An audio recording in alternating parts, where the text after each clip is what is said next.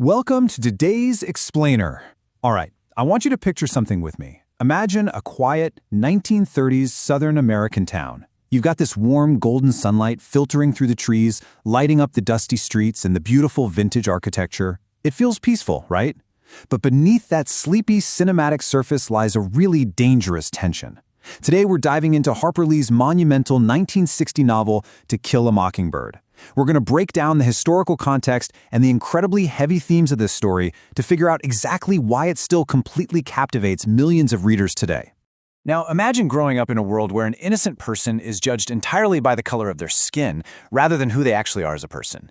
Now take it a step further. Imagine watching your own dad stand completely alone against your entire community just because he believes that objective justice matters more than being popular. It's a terrifying and isolating spot to be in, right? That exact tension is the engine of this novel. It forces us to ask what we would actually do if we were standing in those shoes.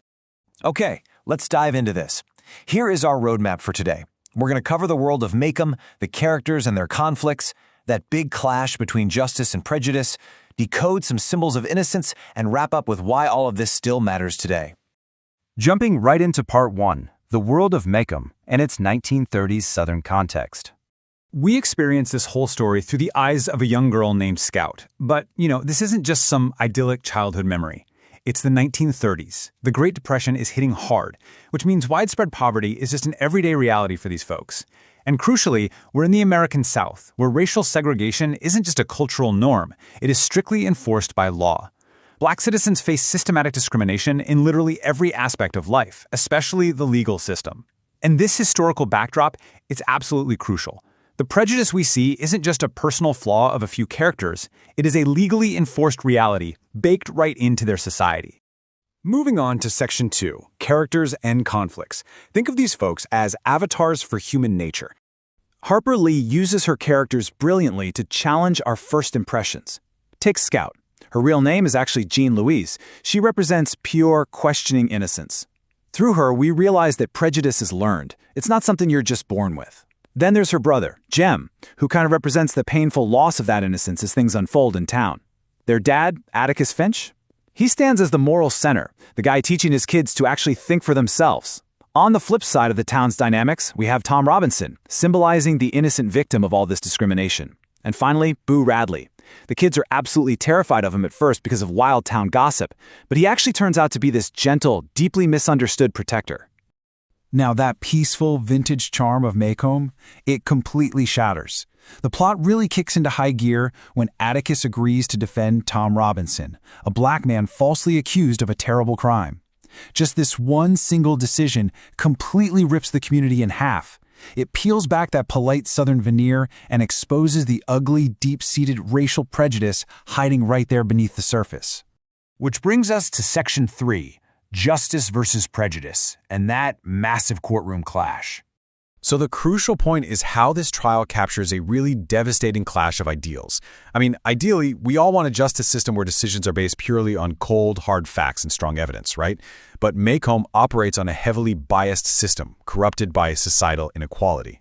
During the trial, the evidence pointing to Tom's innocence is overwhelmingly strong. Seriously, it's undeniable. Yet, deeply ingrained discrimination completely overrides the facts for the jury. It forces us to ask a really uncomfortable question. Can justice even exist if the society running the legal system refuses to treat everyone equally? It objectively demonstrates that a court is really only as fair as the people sitting in its jury box. But even in the middle of all that harsh reality, the book completely flips our definition of courage. It's not about fighting or physical dominance. Real courage is Atticus defending Tom, knowing absolutely for sure that the town will turn on him. It's their grumpy neighbor, Mrs. Dubose, bravely facing a terminal illness on her own terms. It's Boo Radley risking his own safety to step outside and protect Scout and Jem. True courage is all about maintaining your integrity and doing the right thing even when you know success is a total long shot. All right, let's look at Section 4, Symbols of Innocence. Time to decode the abstract. Now, what's really interesting here is how Harper Lee uses symbolism so naturally that it never feels like a textbook lecture. Let's start with the title itself. A mockingbird is completely harmless. It doesn't ruin crops, it literally just makes beautiful music for people to enjoy. So to kill a mockingbird is to destroy something purely innocent.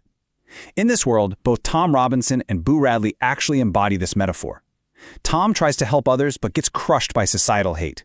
Boo is isolated and misunderstood, yet he protects the kids without ever asking for recognition. Both are completely harmless, yet both become targets of the town's biases. Oh, and here's another incredibly potent symbol, the rabid dog that wanders into town, the one Atticus has to shoot. This isn't just some random action sequence. That dog represents the disease of hatred and prejudice. Think about it. Just like rabies, prejudice is completely irrational. It spreads like wildfire, and it will tear a community apart unless someone actually steps up, takes aim, and confronts it head-on. Atticus taking down that dog perfectly mirrors his attempt to take down the town's prejudice in the courtroom. And finally, Section 5, Why It Still Matters, the Modern Payoff. We've spent a lot of time in the 1930s, but man, this stuff hits home today. Atticus has this famous lesson where he tells Scout, you never really understand a person until you consider things from their point of view, until you basically climb into their skin and walk around in it. And this brilliantly illustrates the whole point of the story. Scout literally learns this in real time as she interacts with people, especially Boo Radley. It's a timeless lesson on empathy. It reminds us that getting outside our own heads and understanding someone else's lived experience is the mandatory first step toward building a kinder world. Because of that, the book leaves us with some pretty heavy, enduring questions. How are we supposed to react when we see someone being treated unfairly? How can we actively catch our own hidden biases? If you witness an injustice, what is your personal responsibility to stop it? This explainer's source text is essentially begging the reader not to blindly follow the loudest voices in the room. It firmly argues that empathy, honesty, and moral courage are values that literally never expire. So, I want to leave you with this to chew on. We've looked at the very real dangers of prejudice, what true courage actually looks like, and why empathy is an absolute game changer. Out of all the lessons we've pulled from those dusty, golden-lit streets of Macomb, which one do you think our modern society needs the most right now? Think about it. Thanks for hanging out with me for this explainer, and keep learning.